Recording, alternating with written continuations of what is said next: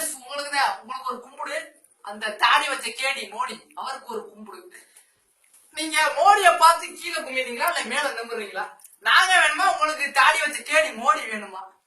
நான் என்னன்னு கேக்குறேன். உங்களுக்கு நாளை பின்ன நாங்க ஓட்டு போட்டு ரெட்டலைய தூக்கி நிறுத்துறோம். நாங்க அந்த தாடி வச்ச மோடி இப்படியே அங்கே உட்கார்ந்துருப்பாரு.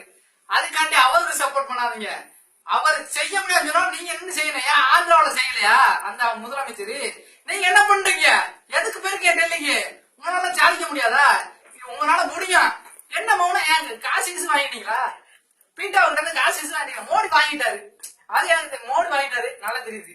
மோடி வாங்கிட்டு உங்களுக்கு உதவி செய்யறப்பா. நீங்க முன்னாலே போங்கன்னா பின்னாலே வரச்சுக்காரு. எதுக்கு பின்னால வந்து சொல்றதுக்கா? எங்களுக்கு அதெல்லாம் தேவையில்லை. உங்களால செய்ய முடியுமா முடியாதா? அதான் எங்களோட இது. அடுத்த பாட்டி ஓட்டு கேட்டு இந்த ரெட்டலை கட்சிக்காரே திமுக அனைத்து கட்சிக்காரன் எங்க ஊர்ல காரைக்குடி தான்.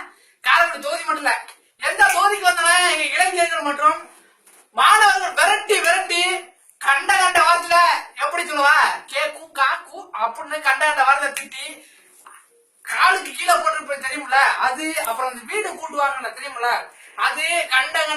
கண்ட கெட்ட வார்த்தைகள் திட்டி விரட்டி விரட்டி அழிப்பார்கள். சரிங்களா? நாங்க மட்டும் இல்ல, காக்கு நான் சொல்ல விரும்பவில்லை.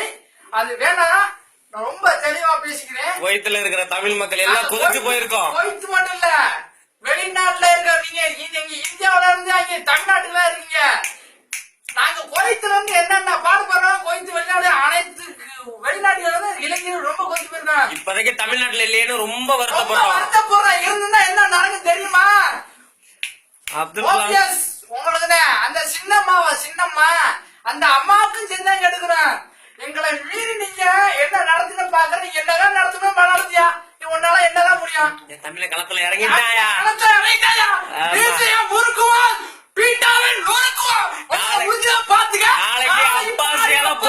என்ன நடக்குது பாருங்க. குவைத்துல அப்பாசியால நாளைக்கு பட்டைய கிளப்புறோம் பண்றோம்.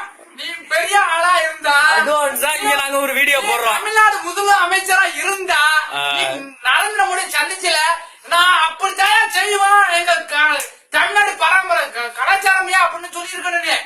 அதை விட்டு அவர் சொன்னாரு கும்புறமையா நீ என்ன சின்னம்மா ஜெயலலிதா காலையில வந்து கும்புறமையா ஒரு முதலமைச்சர். நாங்க முதலமைச்சர் விடு ஆம்பளைங்கிறத ஆம்பளையா நீ ஆம்பளைங்கிற கெத்தே விட்டுட்டியப்பா. முதலமைச்சர் அது மற்ற ஸ்டேட்ல சொல்றேன், கேரளாவில சொல்றேன், ஆந்திராவில சொல்றேன், கர்நாடகா சொல்றேன்.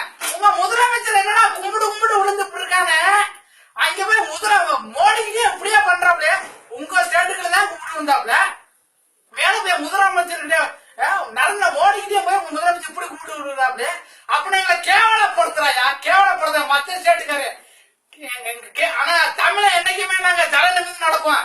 நீ என்ன ஆளு? நீ முதலமைச்சரா? நீ அப்பயே தடை உடைச்சிருக்கணும். நீ என்ன சொல்லிருக்கணும்? அப்படிப்பட்ட முதலமைச்சரா இருந்தா நீ என்ன வேணாலும் செய்ய. நாங்க அதுக்கு தகுந்த மாதிரி நான் பாக்குறேன் அப்படின்னு நெஞ்ச தட்டி சொல்லிருக்கணும். நீ அதை விட்டு சொல்லுங்க ஐயா, சொல்லுங்க. என்ன சினிமாவா? சொல்லுங்க ஐயா, சொல்லுங்க. போயா நீ உனக்கு ஓட்டு போடுறதுக்கு எங்க புத்திய செருப்பால அடிச்சுக்கணும். அந்த வாட்டி எவ்வளவு கட்சிக்கார உள்ள வந்துவா விரட்டி அடிக்கணும். கேளு. இதோட நிறுத்திக்கிட்டே போக. நன்றி, வணக்கம். நாளைக்கு குவைத்துல பாத்துக்கங்க. நாளைக்கு குவைத்துல அப்பாசியாக்கிற இடத்துல பூகம்பமே வெடிக்கும். பர்மிஷன் வாங்கியாச்சு குவைத்துல. முடிஞ்சா நாளைக்கு பாத்துக்கங்க.